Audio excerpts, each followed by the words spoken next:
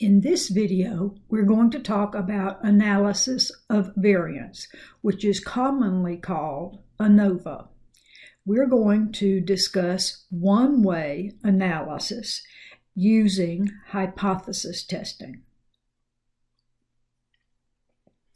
Before we actually start with the hypothesis test, let's look at the requirements for Anova.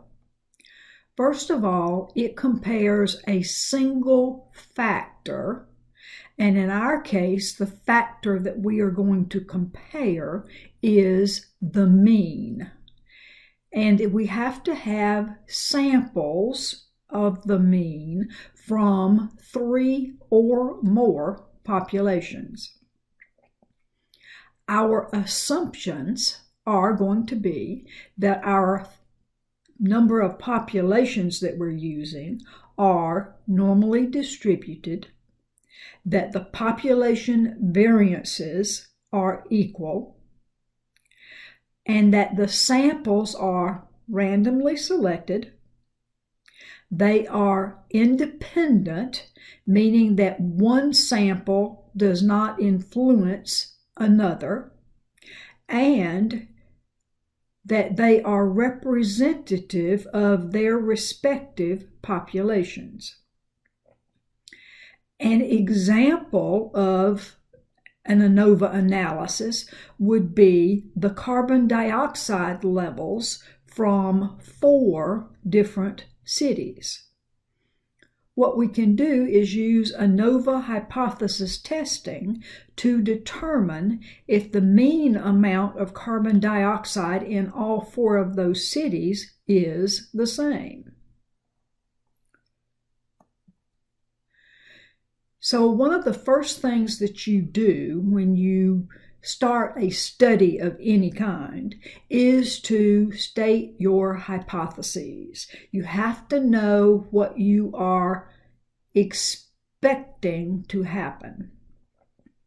And in the case of Anova, the null hypothesis is always that all the means from the different populations that we are using are equal.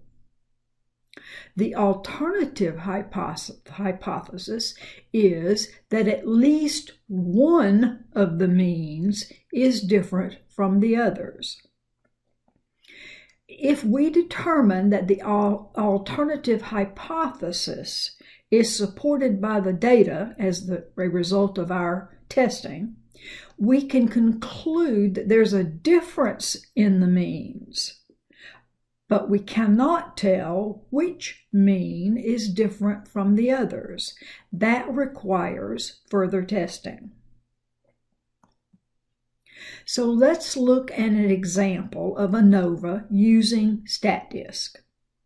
So we're testing the mean number of chocolate chips from 5 samples from 3 different cookie brands.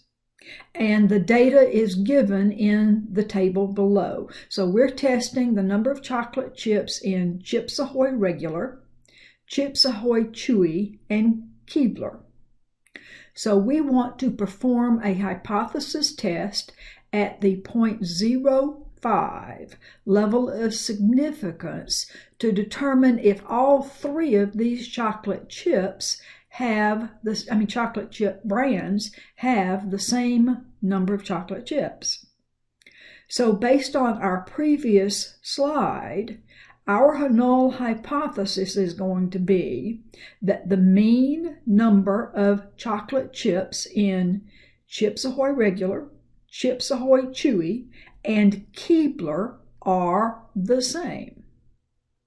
The alternative hypothesis will be that at least one mean number of chocolate chips in those 3 brands is different. So let's look at the procedures for doing this hypothesis test in Statdisk.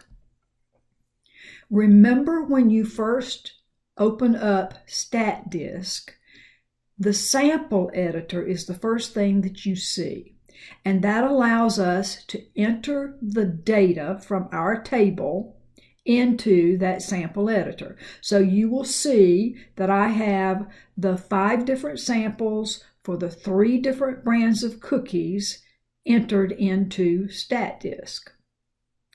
From there, we would use the top menu bar and we would click on Analysis, One-Way Analysis of Variance, and the menu below will appear. Now, all that menu is it's asking you which columns contain your data.